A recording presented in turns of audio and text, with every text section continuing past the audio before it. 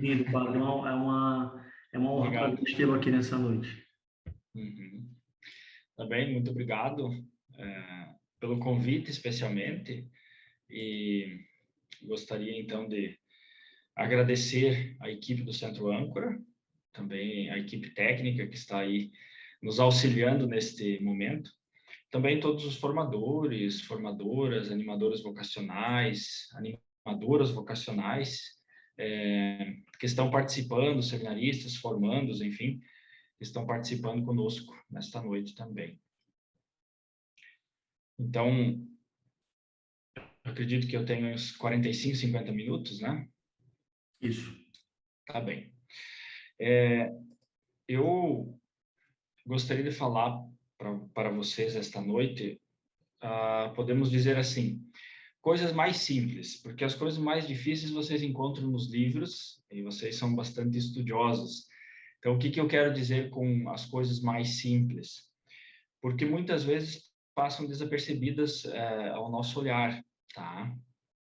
Então, eu vou tentar fazer uma fala assim bem prática em relação àquilo que foi proposto também, que é falar um pouco sobre os principais sinais que nós devemos observar numa vocação, qual olhar nós devemos ter para uma nova vocação ou até mesmo para os vocacionados. Então, eu intitulei esta fala para nós hoje de a sensibilidade na relação com o mundo como condição de possibilidade para uma autêntica vocação. E no decorrer da minha fala vocês vão entender o porquê deste título também. Então, a ideia, assim que eu vou procurar falar para vocês hoje, é baseada em 6 pontos. E de forma simples, sintética, claro, né? Porque também temos um tempo para isso. Então, eu falarei hoje sobre a vocação como um dado histórico. Segundo ponto, a vocação como dado humano. Terceiro, a vocação como dado divino. A vocação como dado psicológico. Depois, a vocação como dado patológico. Vocação como dado formativo e vocação como dado integrador. Então, esses 6 pontos para nós nos nortearmos. Nessa noite eu vou falar um pouco cada um, então, para que nós possamos também ir percebendo e também, acima de tudo, aguçando a nossa sensibilidade, os nossos sentidos, para nós podermos observar as vocações que são preciosas para nós.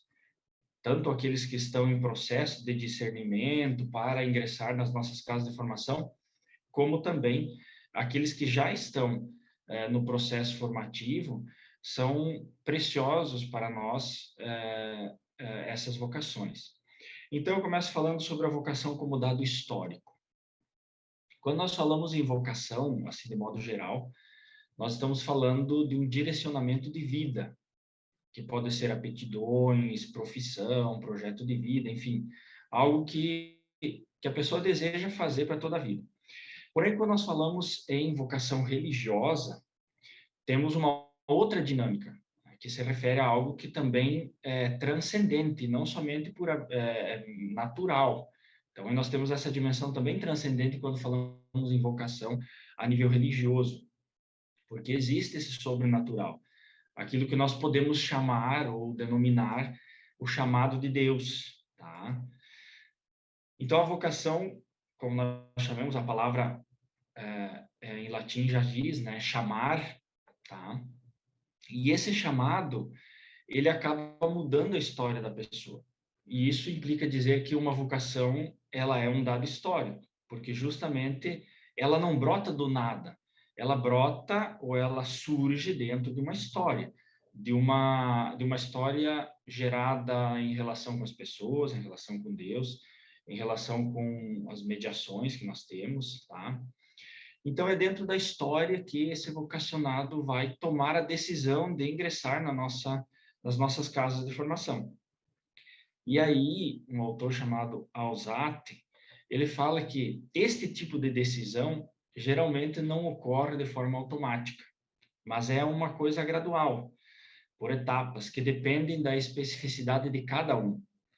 E aí, nesse sentido, chamo a atenção para as vocações que são de conversões repentinas. Não estou dizendo que essas vocações não serão autênticas ou que não podem se desenvolver ao longo do tempo. Mas é importante ter presente, e aqui eu trago essa questão histórica, tá? Isso significa que a pessoa tem uma história, então é uma gradualidade vocacional. E muitas vezes essas conversões repentinas, elas acabam sendo curtas, de curta duração.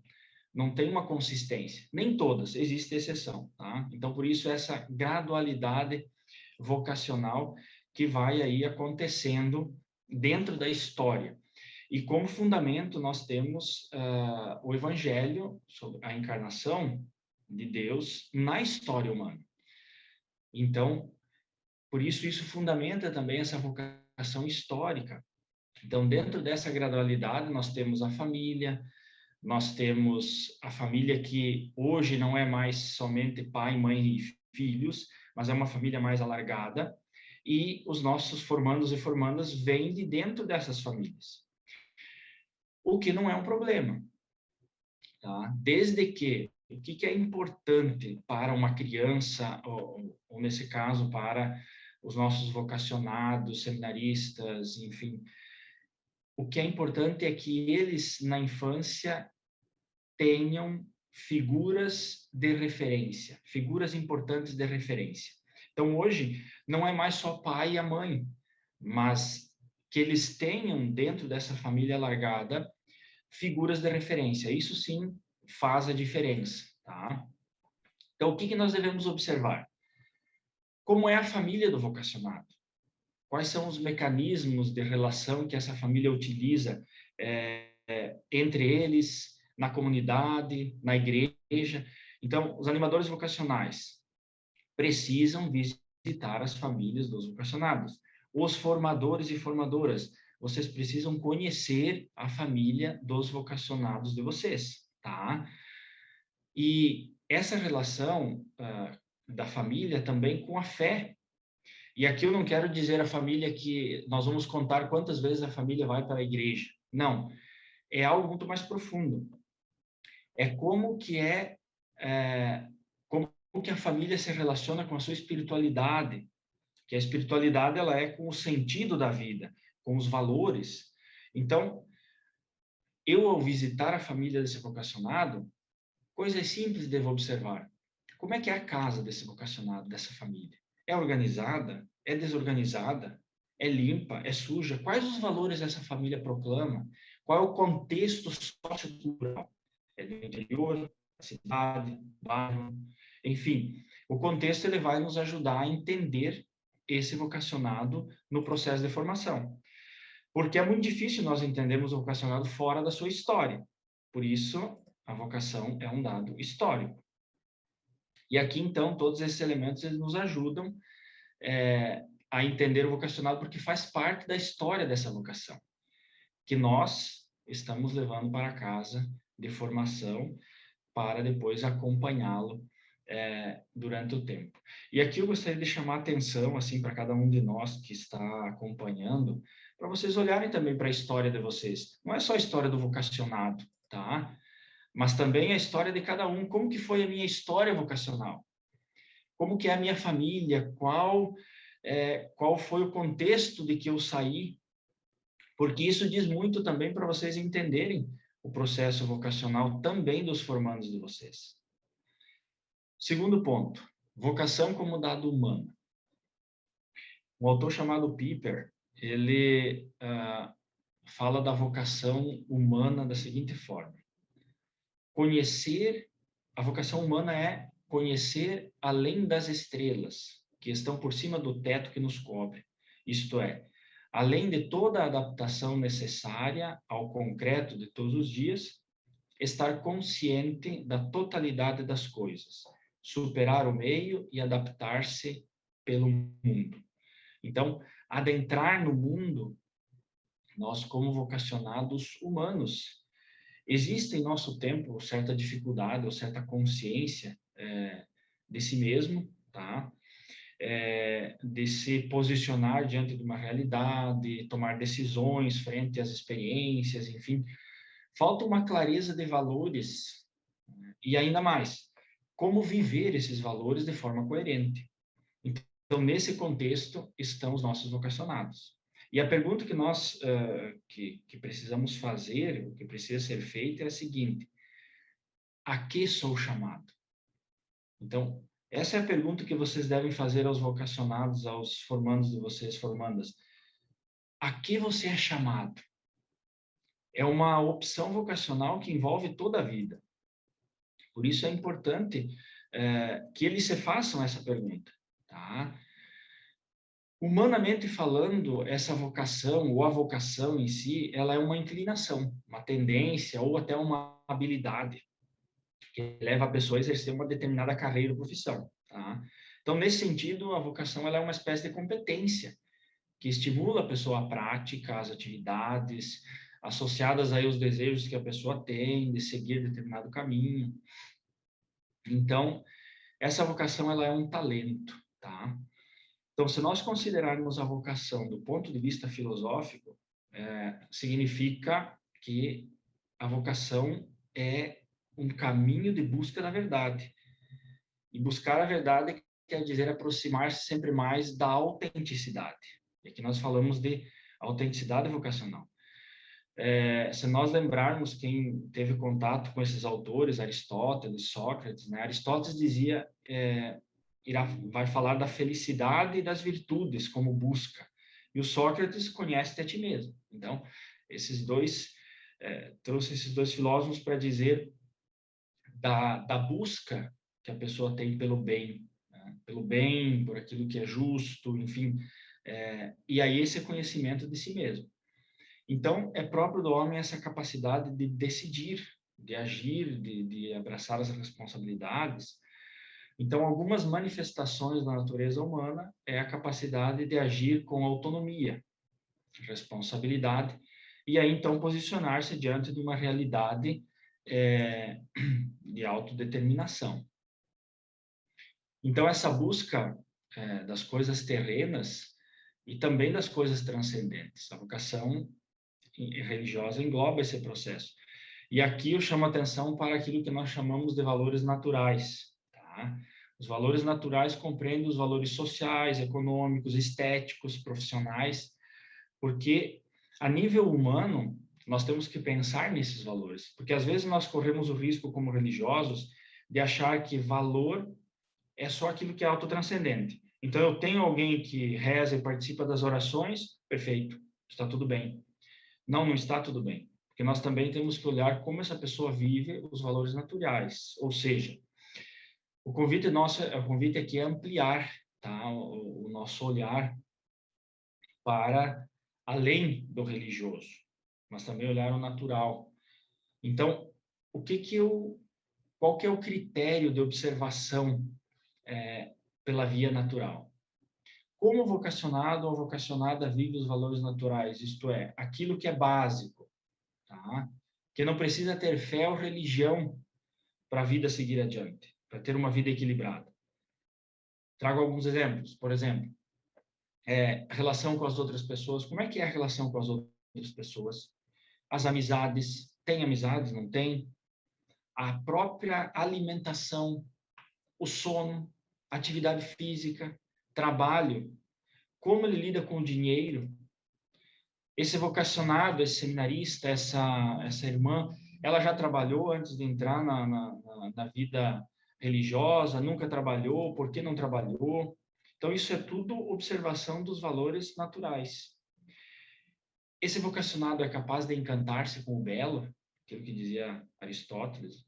A beleza encanta, mas se ele não é capaz naturalmente de encantar-se com o belo, como ele vai também encantar-se com a beleza da vocação, com a beleza do seguimento de Jesus Cristo? Então, essa importância de olharmos também, você como formador, você como vocacional, como animador vocacional, olhar a sua vocação humana. Como eu me relaciono com os valores humanos? né? Esse vocacionado também, ele gosta de estar em comunidade, ele gosta de estar em relação. Então, tudo isso é importante. O convite que eu faço a vocês é esse olhar alargado, tá? Não podemos focar somente naquilo que é religioso, porque se nós colocarmos muita vela em cima de um bolo que não tem estrutura, ele vai desmoronar. Então, primeiro nós temos que ver se esse bolo tem estrutura, ou seja, nosso vocacionado tem estrutura. Terceiro ponto, vocação como dado divino. E aqui, então, atenção à palavra de Deus, tá? A Bíblia nos orienta, nos apresenta um processo vocacional como chamado divino, e aqui muito importante, nós todos temos conhecimento de alguns chamados, é esse diálogo de Deus com o ser humano. Existe, da parte do homem, uma ação, não é uma vocação passiva. Deus chama e o vocacionado, a pessoa responde, e responde com o seu ser humano como protagonista também de um diálogo dinâmico, tá? E aqui eu trago alguns exemplos de chamado, por exemplo, o chamado de Abraão, quando o Senhor disse, Abraão, sai da tua terra, né? Ele sai da sua terra, ele responde, né? A escuta do coração que decide. Depois temos Moisés, e vendo então Moisés a sarça que se consumia, e Deus então chama Moisés, Moisés, e ele responde, eis-me aqui. Outro exemplo de vocação, Isaías, eu ouvi, né, a voz de Javé que dizia, quem eu enviarei? Então, Isaías diz, eis-me aqui, envia-me. Jeremias, também outra vocação, não diga que eu sou criança, sou apenas uma criança, mas eu vou te mandar e eu vou ordenar o que você tem que fazer, o que você precisa fazer. Depois Maria, diante do anjo, Maria disse, eis-me aqui a serva do Senhor, faça-se em mim segundo a tua palavra. Os discípulos, Jesus chama na Galileia Pedro, André, Zebedeu, né, os filhos de Zebedeu, Tiago, enfim. Todas são vocações que a Bíblia nos apresenta como esse dado divino. Então, por isso é importante nós percebermos como se dá o chamado divino a esta vocação. E é interessante que Jesus chama a todos a seu modo e na simplicidade da vida, ou seja, na história de cada um. Todos esses profetas, e também Maria, e também os discípulos, os patriarcas, enfim, eles foram chamados dentro do seu contexto histórico. Por isso nós falávamos antes da vocação como dado histórico. Então, ao seguir imediatamente Jesus, entende-se esse chamado de Jesus que é irresistível e que ele leva a renunciar a todas as coisas.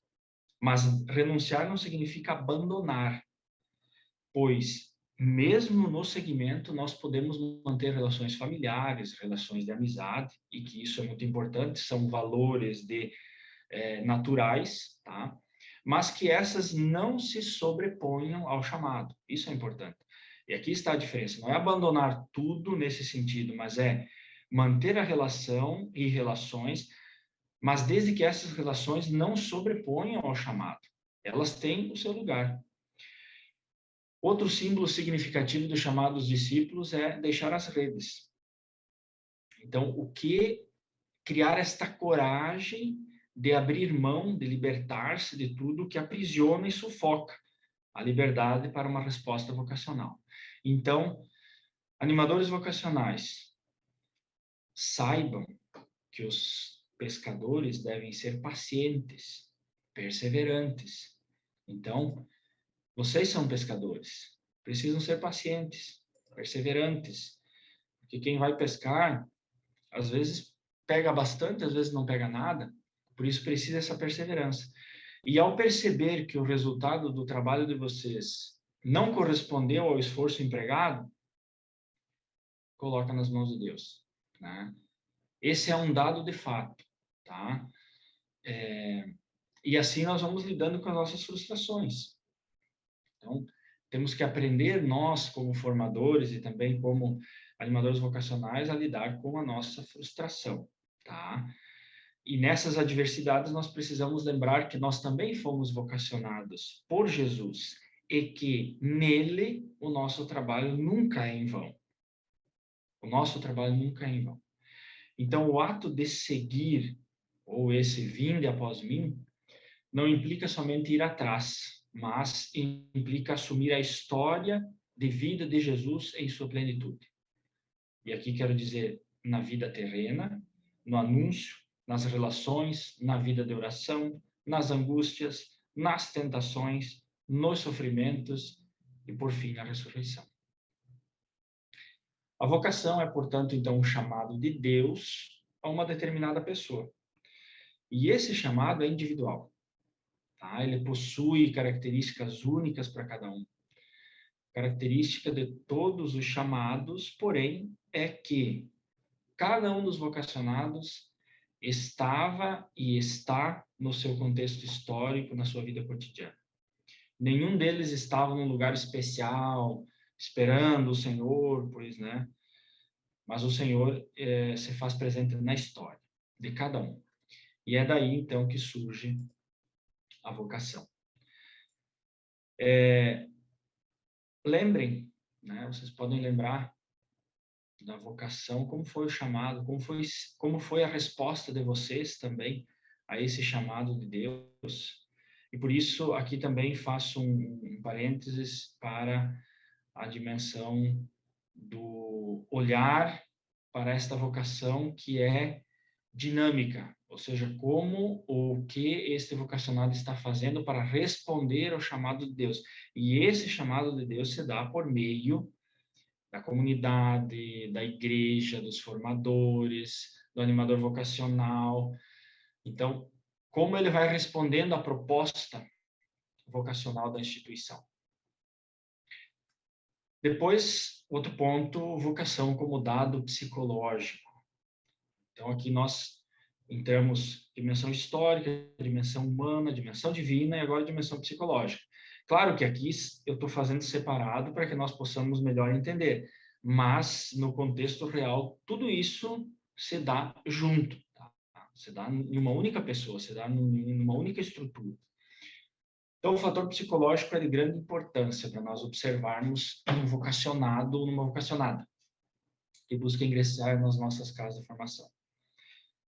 Fica claro que para tomar, né, essa decisão num determinado momento da vida, de maneira assim mais explícita e clara, é preciso uma capacidade de decidir, que implica, antes de tudo, um nível adequado de maturidade, que permita renunciar a algumas coisas por causa da escolha feita.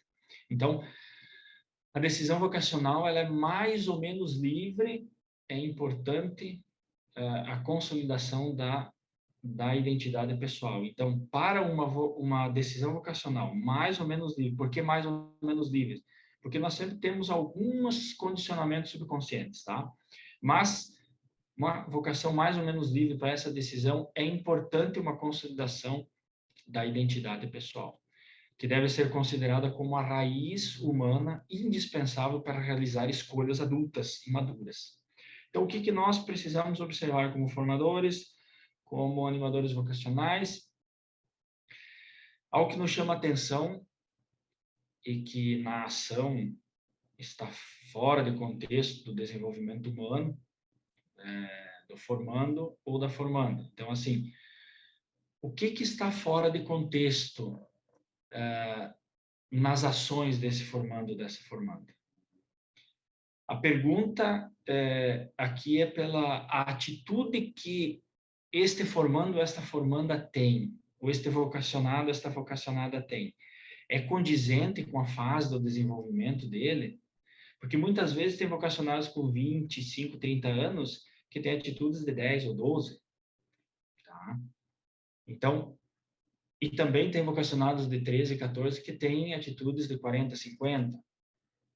Então, como nós observarmos se as ações estão de acordo com o eixo de desenvolvimento deste vocacionado. Isso deve ser levado em conta, porque significa uma disparidade entre a idade biológica e a idade psíquica. Então, é um desenvolvimento mais ou menos, em um desenvolvimento mais ou menos normal, a fala, a ação, a emoção, elas precisam se aproximar. Então, quando vocês estão conversando com um vocacionado, com um formando, observar isso. Tá? Se aquilo que ele está falando, aquilo conforme ele está agindo e a sua emoção, se elas se aproximam. Tá? Do contrário, temos um déficit no desenvolvimento. Então, assim, eu gostaria de apresentar para vocês alguns critérios de maturidade que podem ajudar a sensibilizar nosso olhar sobre a questão da dimensão vocacional.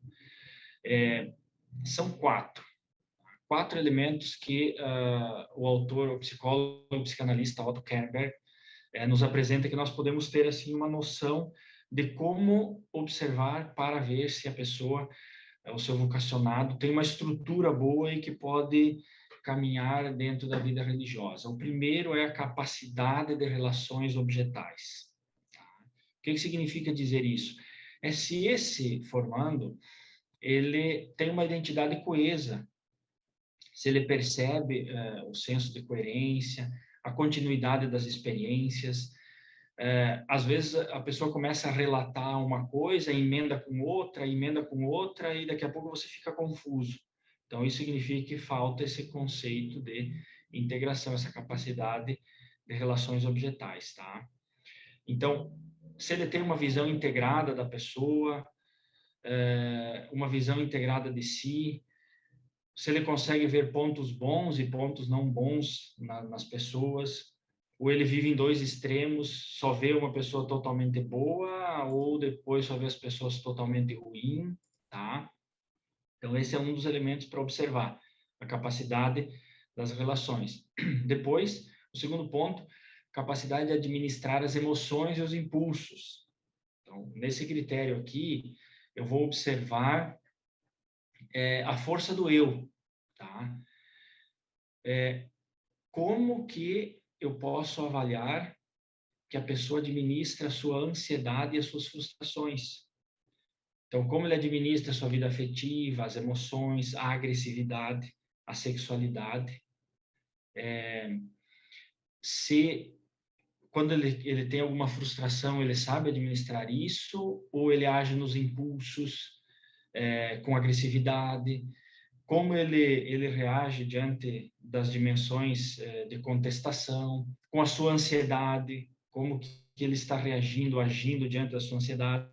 Então, tudo isso é capacidade de administrar as emoções dos impulsos. E isso remete a questões depois relacionadas à infância, se isso não é bem administrado na vida adulta. Terceiro ponto, integridade do exame de realidade. O que é esse exame de realidade? É a capacidade do formando de avaliar as coisas realisticamente e com profundidade, tá? É uma capacidade de ver as coisas organizadas, ter uma autocrítica realística, sabe diferenciar entre o eu e o outro, entre aquilo que é interno e aquilo que é externo, nas percepções, nos estímulos, porque muitas vezes as pessoas que têm dificuldade nesse campo aí do exame de realidade, eles acham que aquilo que eles sentem e pensam se transforma na realidade. Então, se eu desejo, dentro de mim eu estou pensando, mas eu queria que esse formador caísse da escada, por exemplo. Ele acha que, de fato, esse formador vai cair, porque ele não consegue ter uma visão real e separar aquilo que é externo daquilo que é interno, tá? Então, essa capacidade remete aí a esse estágio onde a criança é capaz de integrar os dois lados da mesma pessoa. A pessoa é ruim ou é boa, ele consegue integrar. Então, se tem uma deficiência aí na fase do desenvolvimento, quando criança, ele vai ter essa dificuldade de ter clareza daquilo que é real, aquilo que não é real. E aí, então, muitas coisas são criadas por ele, são inventadas, mas não correspondem na realidade. Então, aí existe também um mecanismo chamado cisão, que é ver tudo bom ou tudo ruim. Tá? Então, ou a realidade é totalmente boa, ou em outro momento é totalmente ruim. Quarto elemento, então, da integração é a consistência no desenvolvimento dos empenhos e trabalhos.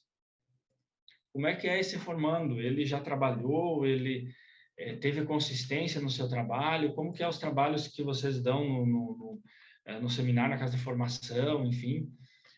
Ele é capaz de começar e terminar? Isso diz respeito a essa interiorização de valores estáveis, responsabilidade pessoal, respeito às normas sociais, os valores partilhados. Ele é capaz de assumir e desenvolver todas as questões que a casa de formação ela apresenta. Então, esses elementos aí são esses 4 critérios, assim, para vermos um pouco da dimensão psicológica, tá? Claro que, para tudo isso que eu estou colocando, nós precisamos ter presente que o animador vocacional, o formador, as formadoras precisam estudar. Estudar, que eu digo, estudar a pessoa. Construir uma gama de conhecimentos onde eles possam observar, porque se nós não temos os óculos, nós não conseguimos ver. Então, eu preciso colocar ou adquirir esses óculos para que eu possa, então, ver a dimensão histórica, a dimensão humana, a dimensão psicológica desse formando, desse vocacionado, tá? O nosso outro ponto, então, a vocação como dado patológico. Temos, então, também dentro da dimensão vocacional, questões de patologia, que são sofrimentos psíquicos, emocionais, que podem comprometer o sistema de relações básicas, tá, do ser humano, que aí entra a questão do convívio social, do trabalho e na espiritualidade. Então, é importante ter presente que estabelecer a relação com alguém que tem alguma doença patológica exige muito esforço, né? Porque obriga um confronto constante entre luz e sombra, tá? Então, precisa ser meio um camaleão para lidar com as emoções, porque uma hora é tristeza, outra hora é nostalgia, outra hora é desprezo, outra hora é angústia, é um silêncio opaco, depois vem uma excitação incontrolável. Então, isso leva a um cansaço também da pessoa que acompanha. Como vemos, de repente, algumas questões relacionadas à patologia, tá? Aqueles 4 elementos que eu coloquei em cima me dizem de uma estrutura boa. Aqueles 4 elementos faltantes me dizem de uma estrutura frágil, tá bem? Então, quando nós observarmos a autodescrição da pessoa, o que ela diz de si e como ela age diante das situações. E nessa descrição nós observarmos e individuar aqueles pontos de maturidade que acabamos de ver ou falta deles. Então, nós devemos considerar em nossos vocacionados as dimensões de tempo e espaço. Então, na experiência sadia, o passado, o presente e o futuro são entrelaçados. Num sofrimento mental, numa patologia, há uma distinção entre esses tempos. E a ligação entre eles é mais instável, a ponto de chegar até a desagregação ou rompimento, que é o caso das psicoses. Então, no caso de uma pessoa depressiva, que se sente sugada pelo passado, o presente parece frágil e o futuro é sem esperança, tornando-se sempre mais escuro e nas situações mais graves, sem nenhum ponto de luz visível. Então, vejam, é algo bem pontual de nós observarmos como é essa questão em relação ao tempo. E aí, então, esse espaço passa a ser a projeção do espaço interno da mente do doente. Então, às vezes, o doente sente o impulso de permanecer nos limites restritos do seu quarto, por exemplo. E esse lugar se torna uma projeção do seu espaço interno. O que pode agravar esses sofrimentos é a chamada crise vocacional, que é associada a essa impotência, inutilidade, que acompanha diversas formas de patologia. Tá? Então, às vezes, nós associamos a santidade a uma normalidade. Tá? Mas a normalidade também ela é fluida, nós temos um parâmetro de normalidade. Mas a santidade, ela não está diretamente ligada à normalidade. Porque a pergunta é a seguinte: uma pessoa depressiva, ela não pode ser santo? Então, uma pessoa que tem um transtorno de personalidade obsessivo compulsivo, ela não pode ser santa? Então, nós temos que cuidar isso, de associarmos santidade com normalidade. Tá? Então, a pergunta que nós devemos fazer, na verdade, é essa, ao vocacionado, ao formando. Objetivamente, este vocacionado tem condições de levar adiante os empenhos práticos e afetivos que a escolha vocacional comporta dentro ou tendo em conta a sua patologia? Então, a pergunta é essa que nós temos que fazer. Bom, essa pessoa que, ao meu ver ou constatado, tem uma patologia, tem uma doença, enfim, que pode ser de vários tipos, de vários âmbitos. A pergunta que nós temos que fazer é essa: bom, ele é capaz de levar adiante uma vida religiosa, nós conhecendo todo o processo, ele vai conseguir dar conta disso? Ele vai conseguir viver estável dentro dessa vocação, ou vai ser um problema maior ainda para essa pessoa? Tá? Então, isso é importante nós nos perguntarmos. Então, essa questão da condição assim de equilíbrio possibilita que a personalidade seja dinâmica e possa, então, se adaptar a essas nuances da vida religiosa. Então, quanto mais desequilíbrio, mais difícil de se adaptar. Quanto menos desequilíbrio, mais fácil de se adaptar, em tese, né? Então, o que nós devemos observar? A capacidade de adaptação em relação a si mesmo e aos outros e ao ambiente.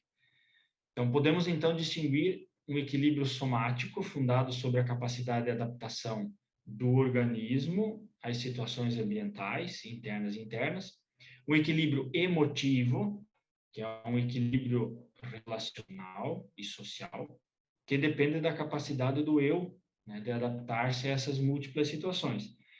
E as suas respostas diante disso, diferenciando-as, então, e escolhendo qual pode ser a mais adequada. Então, nós devemos observar isso, a adaptação deste formando diante de todas as adversidades que nós temos no processo formativo, tá? E, então, a vocação como dado formativo, mais alguns elementos aqui para nós. A formação, toda vocação, ela não é pronta, e é por isso que nós podemos falar em processo de formação, porque a vocação, ela surge, ou seja, tem esse chamado, mas o objetivo central do caminho da formação é preparar a pessoa para a consagração a Deus e no seguimento de Jesus Cristo na sua missão.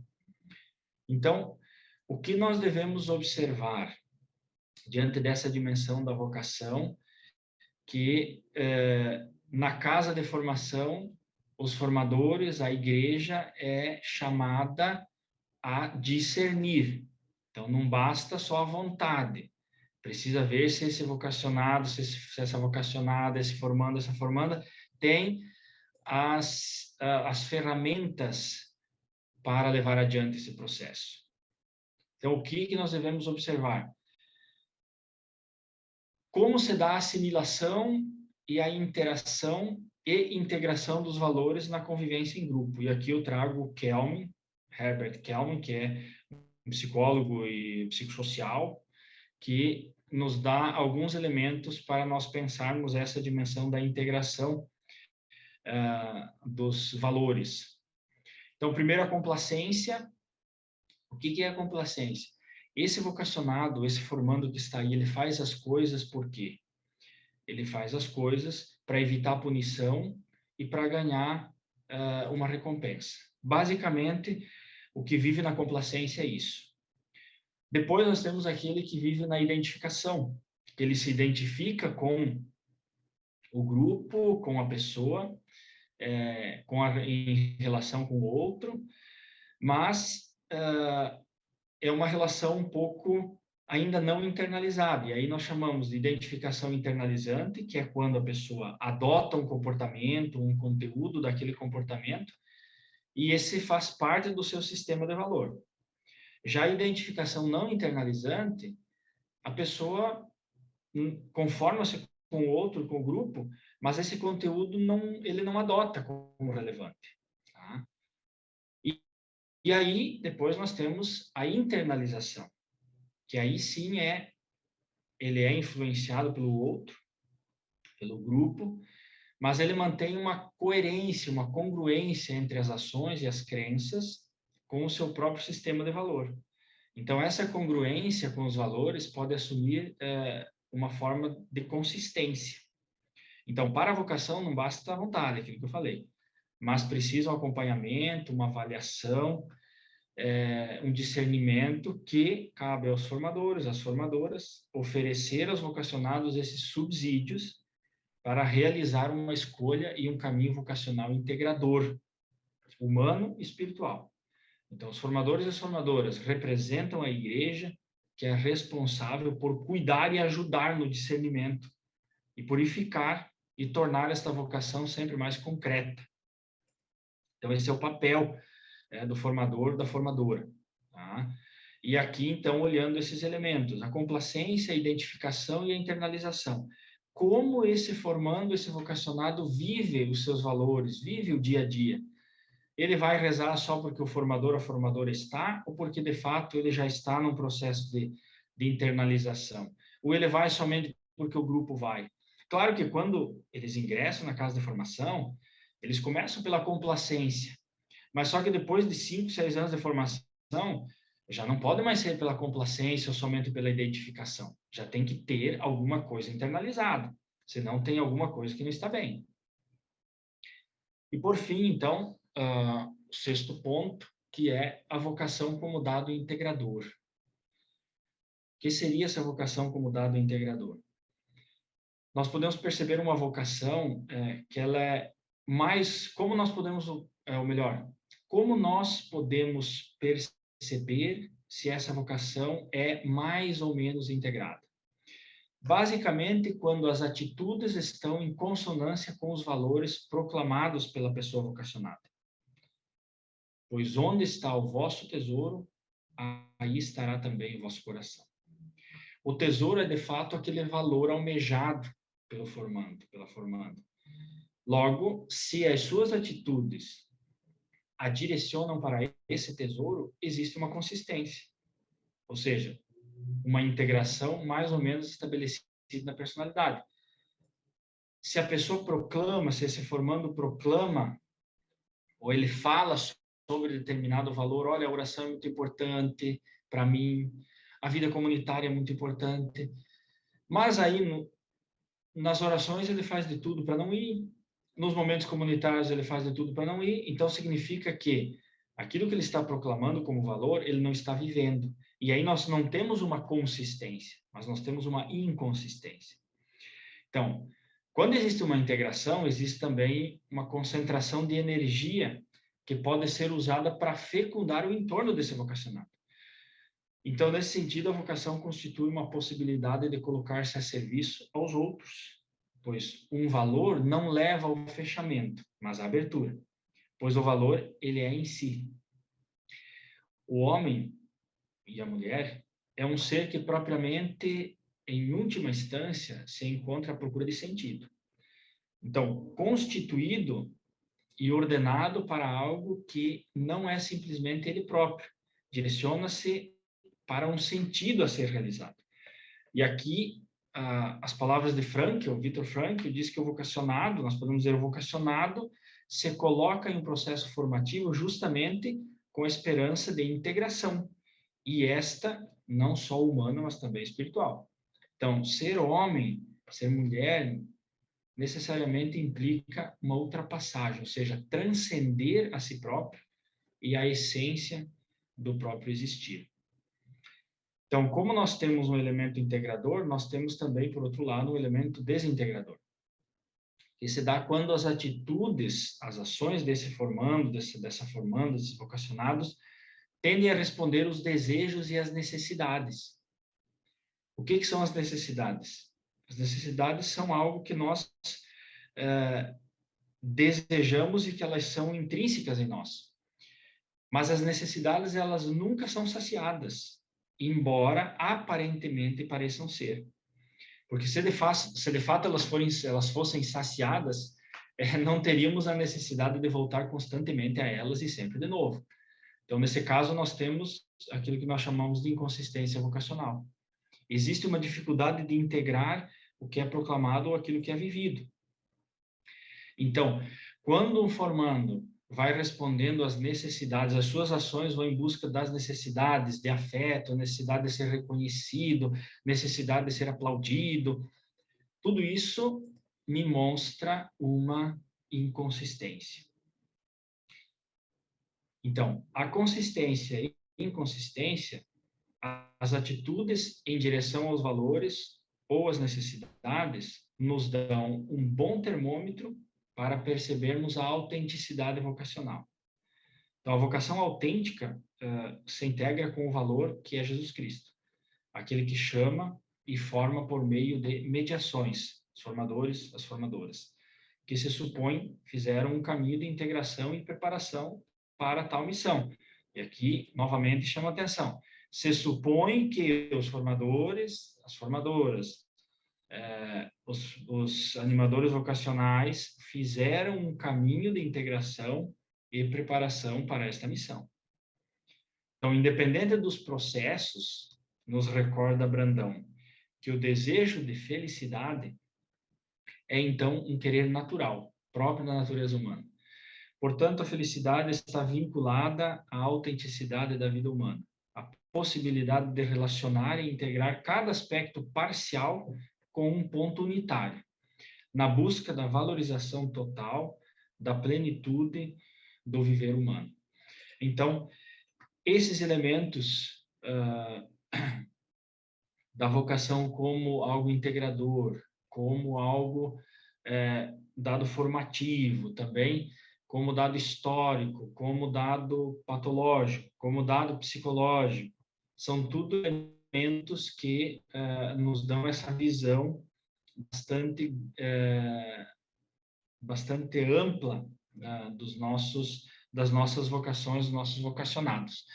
Então, espero que vocês possam ter pego assim um pouco, né? Não necessariamente a gente consegue compreender tudo, claro que são coisas que precisam ser fundamentadas, só um ponto desse já se poderia falar mais de uma hora, né?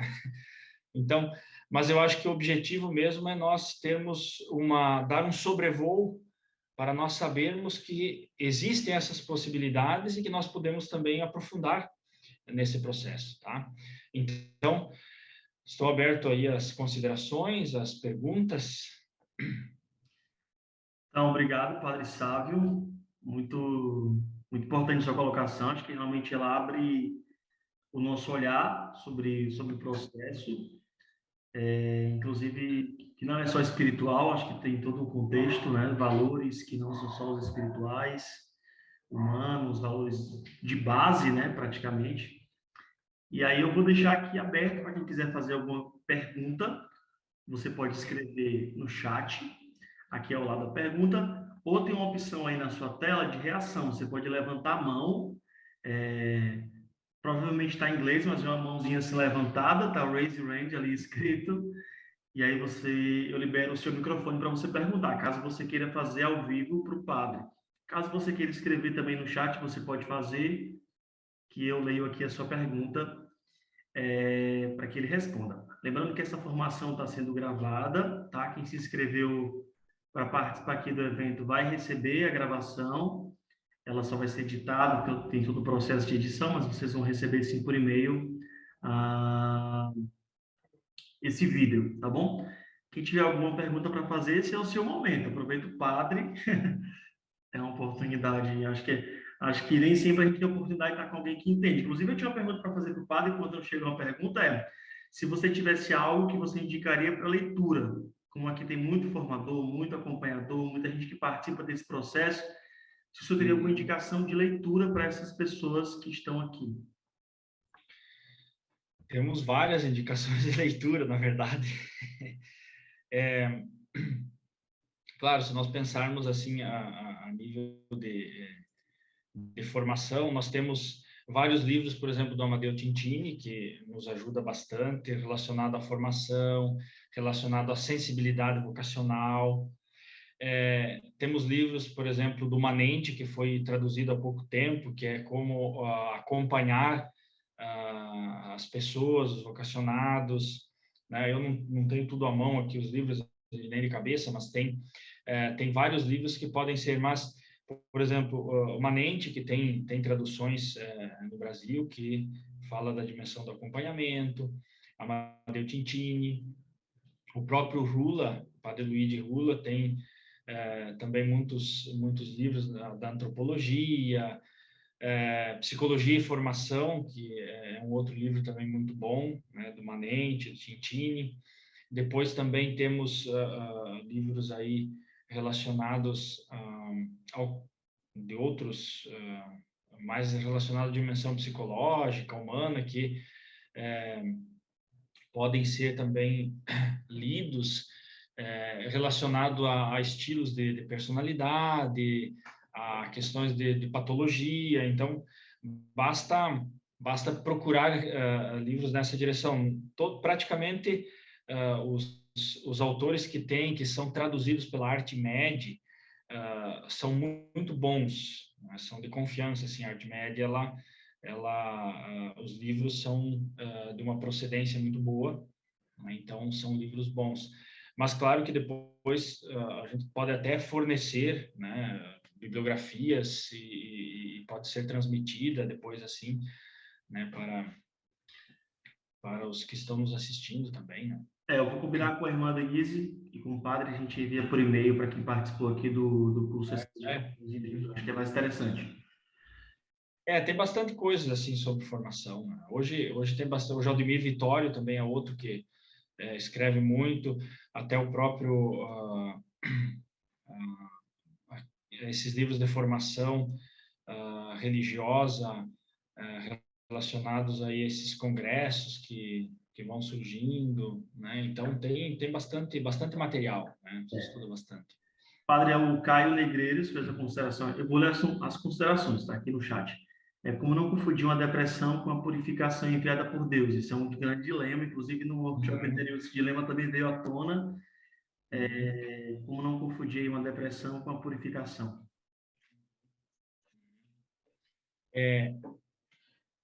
Aqui nós podemos, aquilo que São João da Cruz falava sobre essa questão da noite escura, tá? Então, assim, a depressão e essa purificação, essa noite escura, se nós quisermos, praticamente como sintomas, eles são muito parecidos.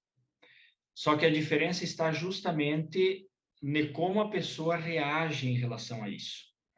Ou seja, os frutos desse processo. Quando eu estou numa depressão, a pessoa que está em depressão, ela de fato não tem pressão, ou seja, ela não tem prazer em fazer as coisas, ela não consegue levar adiante muitas coisas do trabalho ou da vida religiosa, não vê perspectiva de futuro, tá? Nos casos mais graves, as pessoas se isolam e aí tem também pensamentos suicidas, enfim, vamos aí para a questão mais grave. Já na dimensão da noite escura ou dessa purificação, existe também um sofrimento, existe também uma certa aridez, mas isso vai gerar frutos. A depressão, ela não vai gerar fruto, ela vai cada vez mais diminuir os frutos da pessoa, né? Então, basicamente é esse o processo. Os sintomas, eles podem ser parecidos, mas a depressão, eu não vou conseguir produzir frutos. Pelo contrário, eu vou diminuir sempre mais os meus frutos, conforme ela vai aumentando. Já a noite escura, quanto mais eu for me purificando, mais frutos eu vou dando. Tá? Então, de forma básica, assim, né? Simples para a gente entender. Sim. Eu vou pular aqui algumas. Diante do dado psíquico com uma sociedade dinâmica de que a graça supõe a natureza de Santo Agostinho, uma vez que o processo vocacional é gradual. Uhum. Diante da... Pode Diante do repetir. dado psíquico como associar a dinâmica de que a graça supõe a natureza de Santo Agostinho, uma vez que o processo vocacional ele é gradual. Sim. Da Soliane. E aqui nós temos um dado bem importante, porque, de fato, por isso que eu falava antes, nós precisamos ver a natureza. Então, a natureza significa olhar a dimensão humana, é aquilo que eu falei do bolo. A natureza praticamente seria o bolo, tá? Que tem uma estrutura que tem uma capacidade de também receber em abundância essa graça, porque quanto mais eu me abro à graça, maior são os frutos. Porém, se nós pensar, por exemplo, uma pessoa que tem depressão, uma pessoa que é esquizofrênica ou tem outro transtorno, não é que ela não tenha uma natureza capaz de receber a graça de Deus, mas só que a graça que ela vai receber ou a espiritualidade que ela vai ter é a espiritualidade de uma pessoa depressiva, é a espiritualidade de uma pessoa esquizofrênica, mas isso não significa que ela não tenha uma espiritualidade, né? Mas ela vai ter algumas dificuldades. Por quê? Porque ela tem um problema que é a nível natural, ou seja, de dimensão patológica. E essa patologia ela vai incidir na vivência dos meus valores morais e religiosos, porque é algo estrutural, né? Então, nesse sentido, sim, a graça, de certa forma, ela supõe uma natureza, é claro, porque se não tem a natureza, não tem uma graça também nesse sentido, né? Por isso que eu digo que a importância de nós unirmos o humano e o espiritual. Só que nós não podemos exigir de uma pessoa que tem uma patologia a mesma coisa ou o mesmo desempenho de uma pessoa que nós temos como normal. Sim. Padre, vamos lá. Talvez vou adaptar aqui a pergunta. Como diferenciar uma simples inconsistência, talvez fruto de uma imaturidade, de uma inconsistência psicológica, talvez um pouco mais séria? Uhum. Tá. Claro que aí vai precisar um pouquinho de uma visão um pouco menos simplória assim, de conhecimento, tá? Porque primeiro eu tenho que saber quais são os valores que essa pessoa está proclamando e quais as atitudes que ela está tendo, e se essas atitudes ela vai corresponder a esse processo. Então, assim, é muito sutil eu perceber uma inconsistência psicológica, porque eu consigo perceber essa diversidade entre aquilo que ele faz e aquilo que ele busca. Só que essa diversidade ela é muito sutil, porque, vamos dizer assim, uma pessoa que vai fazer uma animação lá na igreja, tá? Ele vai fazer uma animação na igreja porque ele gosta da comunidade, porque ele está servindo a Deus, e tá bem, eu não posso dizer que não está, né? Agora, como eu percebo isso? Se esse seminarista, por exemplo, essa menina que está num processo de formação, ela volta como ela volta dessa missão? Às vezes ela volta bem, às vezes ela volta um pouco assim chateada. E o que aconteceu lá? ela não recebeu elogio, então quando ela recebe um elogio porque ela fez bem, ela volta bem. Se ela não recebe um elogio, porque aí ela não volta bem. Então, é muito sutil, porque aquilo que é de fundo é o mesmo processo. Quando eu digo assim, eu estou animando a celebração porque eu gosto de servir a Deus, de fato é, mas só que, como é algo que é psicológico, nem eu sei, nem eu me dou conta que se alguém não me elogiar, eu volto para casa meio chateado. Sim. Então, por isso, a sutileza do formador deve ser também no conhecimento, para poder fazer essa associação através de perguntas, através de acompanhamento, para poder também mostrar para esse formando, olha, parece que aqui tem alguma coisa que não está bem. Então, é bem sutil esse processo aí, né? Eu vou aproveitar aqui e fazer um adendo aqui nessa colocação do senhor. Quando um Uhum. profissional da área da saúde é importante, às vezes nem sempre o formador, o acompanhador vai ter ali know-how para pegar ali alguma coisa. Então, quando dentro desse processo de discernimento, um profissional da área da saúde, um psicólogo, um psiquiatra, seria interessante entrar no circuito? Muito bom, Marcos. Essa pergunta é central. Porque, assim, o formando, aliás, o formador ou a formadora, em geral, não são psicólogos. E se eles forem psicólogos, eles não podem ser psicólogos com os formandos. Porque o formador é uma coisa e o psicólogo é outra. Porque o processo e a caminhada, os conteúdos que vão ser mexidos é diferente. Claro que, se o formador ou a formadora é psicóloga, ela vai usar desses meios para tentar entender melhor esse formando. Mas, em geral, não são psicólogos. Então, o que que acontece? É importante que esse formador, essa formadora, ou animador vocacional, ele tenha conhecimento das coisas básicas relacionadas à dimensão humana, psicológica das pessoas, ou seja, do humano. Os estilos de personalidade, a maneira como a pessoa age, interage, se comporta, o que que pode ser. E aí, então, os sintomas, né? Se eu conheço o que é aquela determinada coisa, eu, através dos sintomas que eu vejo na pessoa, eu vou também poder pensar, bom, aqui tem alguma coisa que eu não dou conta. E aí, então, eu chamo um psicólogo, uma psicóloga ou um psiquiatra para poder acompanhar esse formando. É importante, nas casas de formação, que nós levemos um psicólogo, uma psicóloga para fazer formações uma vez ao mês, porque esse psicólogo também vai tocar em elementos que vai gerar no formando também uma fala com o formador. Olha, aquilo que a psicóloga falou mexeu comigo. E aí você, bom, mas mexeu em que sentido? Porque aí nós vamos investigar também esse processo. Sim. Então, às vezes é importante levar, por exemplo, no seminário masculino, uma psicóloga, porque a visão do homem e a visão da mulher, elas são diferentes. Então, levar também um psicólogo na casa feminina, porque essa observação, ela tem uma diversidade, e isso vai ajudar também a mexer com os próprios formandos, com as próprias formandas, e inclusive o conteúdo, tá?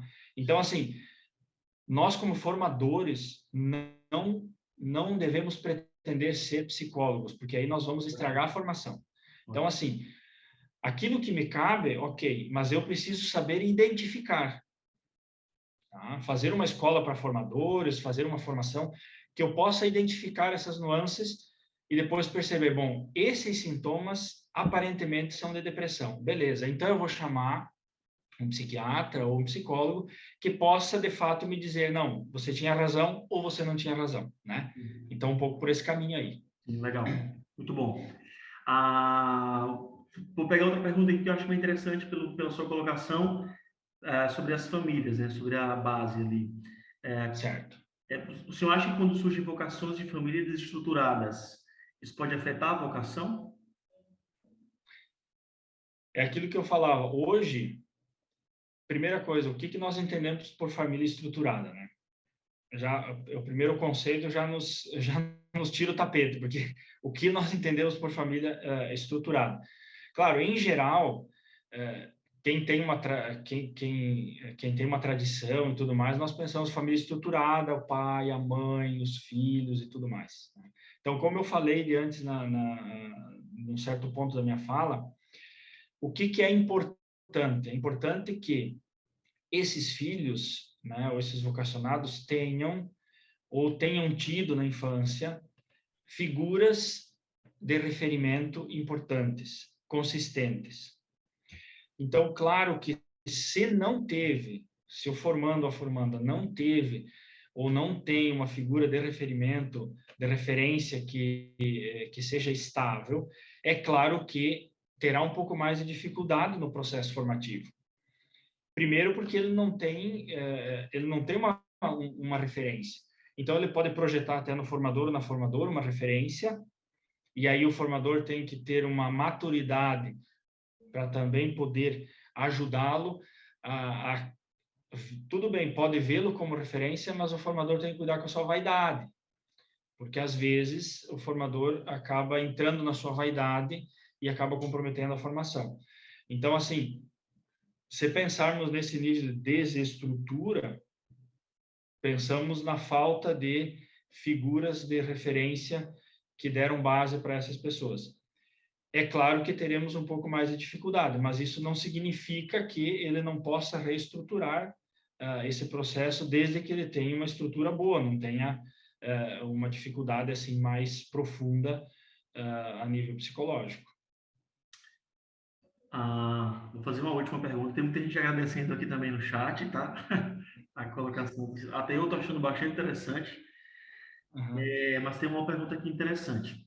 Como auxiliar pessoas com tendências homoafetivas, né, que estão ali no processo de discernimento, e também pessoas que já estão no processo de discernimento, mas utilizam remédios, tarja preta e tudo mais, né? Como auxiliá-las, mas também tem uma antes, também como auxiliar pessoas que estão ali caracterizando fugas, né? Do mundo, tudo mais, da família, da vida normal, para auxiliar pessoas que estão em fuga, com tendências homoafetivas e que usam remédios tarja preta que estão nesse processo.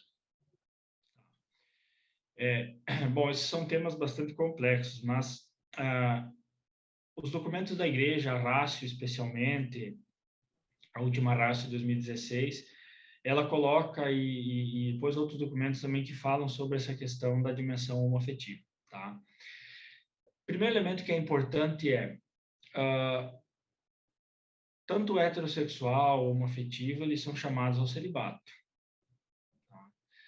Então, depois a Ratio vai dizer, bom, quem não aceitar aqueles que praticam homossexualidade, aqueles que participam de movimentos, aqueles que influenciam, enfim, tem 4 critérios lá que dizem que, ou melhor, não aconselham a levar para a casa de formação. Isso é a igreja que diz, tá? Então, assim, como ajudar e auxiliar essas pessoas? Praticamente o acompanhamento, ele é um acompanhamento que também é feito aos heterossexuais, se nós queremos usar esse termo. Por quê? Porque é perceber como essa pessoa está fazendo a sua caminhada, se de fato ele está disposto a ser celibatário, a seguir aquilo que a igreja pede para ser uma irmã, para ser um sacerdote, e, sobretudo, ele precisa trabalhar num processo ou psicoterapêutico, ou até mesmo da própria formação, a sua identidade. Porque ele deve estar bem com a sua identidade. Porque, do contrário, ele não vai conseguir responder também a esse processo. Tá? Então, é um elemento bastante delicado, né? Mas que nós estamos aí. Então, assim, não é uma coisa assim, meu Deus, o que vamos fazer? Não. É um processo que nós temos que tratar com naturalidade, tá? É na conversa, é na formação, é buscar os elementos que possam ajudar essa pessoa, ajudá-la também a entender se de fato esse é o caminho, ou de repente, já entro na outra questão, isso é uma fuga também, porque aqui dentro eu estou protegido, e isso pode acontecer com qualquer um. Nós temos um conflito familiar, aí daqui a pouco aparece um padre ou uma irmã lá, e aí você diz, mas olha, é uma boa ideia, eu vou me retirar desse processo, né? Então, por isso que eu falava antes que é importante conhecer a família, como que era a relação com a família, porque se tem alguns elementos, algumas situações, até alguns casos concretos, que o vocacionado entrou para fugir de uma situação do mundo externo. Mas depois ele fez um caminho um caminho de formação muito bem feito e que ressignificou esse processo. Então, por isso que eu digo, bom, primeiro ano de formação, quais são as tuas linhas? Quais são os teus objetivos? Depois de 5 anos de formação, o formador vai perceber se mudou ou não mudou. Teve mudanças? Teve alterações nesse processo para melhor? Depois de 10 anos de formação, os mesmos objetivos que tinha no primeiro ano de formação? Então, a formação não valeu. Ele não entrou no processo de formação. Então, por isso é importante acompanhar os passos desse formando. Porque eu tive, por exemplo, tenho colegas que entraram no seminário para jogar bola, porque tinha um monte de guris que jogavam bola, essa meninada jogando bola, eles entraram para jogar bola. Mas depois eles começaram a perceber que, opa, não é só jogar bola, tem outras coisas. Mas o processo de formação foi ajudando-os e eles hoje são bons padres, né? Estão aí ajudando na pastoral e tudo mais, né? Outro elemento, os remédios. Hoje nós estamos numa sociedade que toma remédio para tudo. Então, assim, ansiolítico, antidepressivo, sem saber se tem depressão ou não tem, porque o psiquiatra é muito caro, então eu vou lá na farmácia, né? Então, como observar essas questões, né? Até mesmo antes de entrar no seminário. Que tipo de remédio está tomando, por que está tomando, fazer uma verificação médica. Quem já está dentro da vida religiosa e toma, às vezes, remédios de tarja preta, mas para que são esses remédios de tarja preta? São para dores, são para depressão, são para esquizofrenia, para que é isso, né?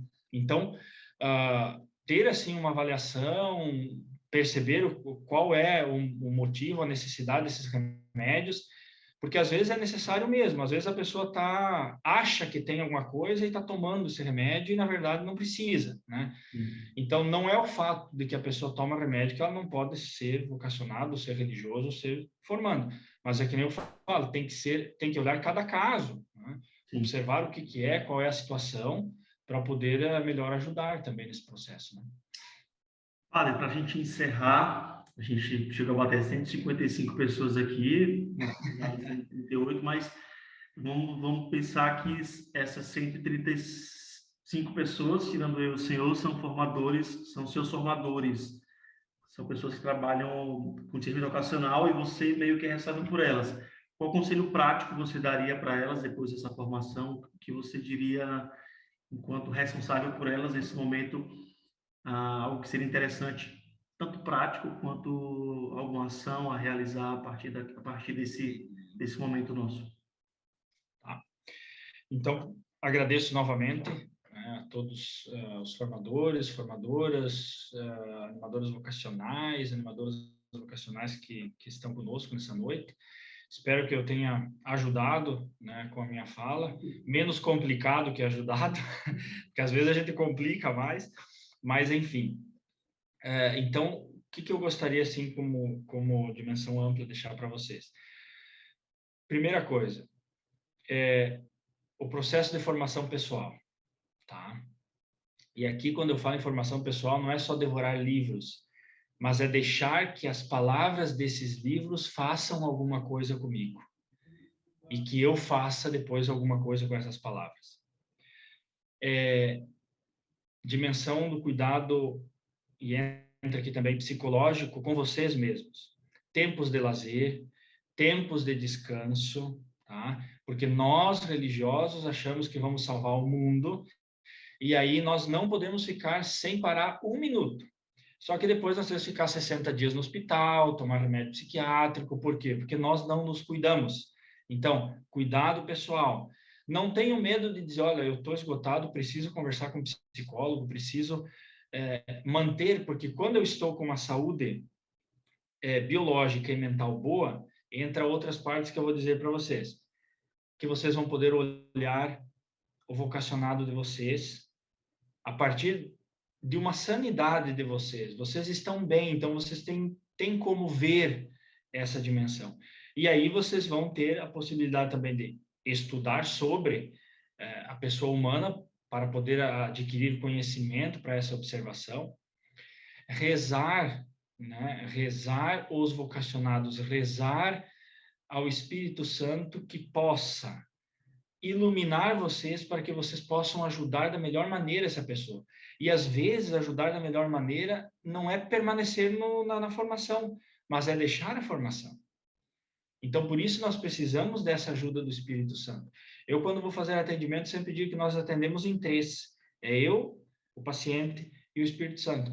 Porque tem situações e tem nuances da vida humana que eu não é a minha técnica como psicólogo que vai conseguir chegar, mas também é a luz do Espírito Santo que vai fazer com que eu chegue, que eu faça a pergunta certa, que eu faça a afirmação certa. Então, claro, quem tem psicólogos que não tem uma crença, tudo bem, trabalha com a técnica e trabalha com a crença que tem. Mas eu, como padre, tenho essa crença bem forte, sabe? Então, essa importância de rezar para o Espírito Santo. Depois, não tenham medo de acompanhar esses vocacionados. Como eu falei, ir na casa, tirar tempo para eles. Não tenham pressa de trazer para a casa de formação. Vão com calma. Se Deus chama, Ele continua chamando. Se vem daqui meio ano, daqui 6 meses, não importa.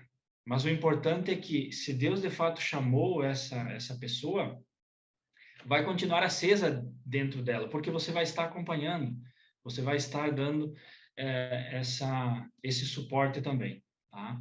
Então, seria assim esses elementos assim que eu acredito que são importantes para vocês, para nós, como formadores, como animadores vocacionais também.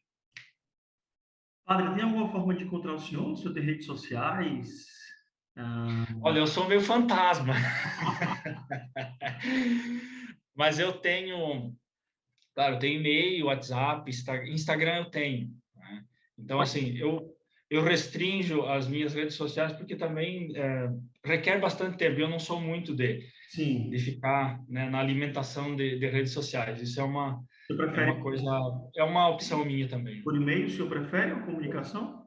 Por e-mail, pode ser por e-mail, pode ser pelo telefone também, pelo WhatsApp. Pode ser o e-mail, acho que é mais interessante. Se você deixa dizer o e-mail do senhor, eu escrevo aqui no chat. Eu até posso aqui escrever. Pronto, o senhor escreve no chat, por favor. Então, em nome do Centro Âncora, eu agradeço a participação de todos e muito especialmente ao padre pela sua colocação, foi muito boa mesmo, acho que muito esclarecedor. Muitas pessoas aqui no chat estão agradecendo pela reflexão, pela colocação, pela ajuda. Com certeza foi bastante esclarecedor para muita gente. E o Centro Âncora realiza desde o mês passado esses encontros. Então, todos os meses acontece, então fiquem atentos aos próximos meses.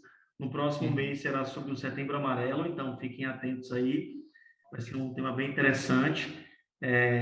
Lembrando que sempre é dentro do universo religioso e tudo mais.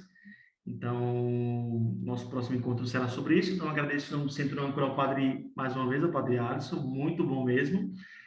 Vocês receberão esse vídeo por e-mail, tá? Em breve, tá bom? O padre colocou o e-mail aqui no chat.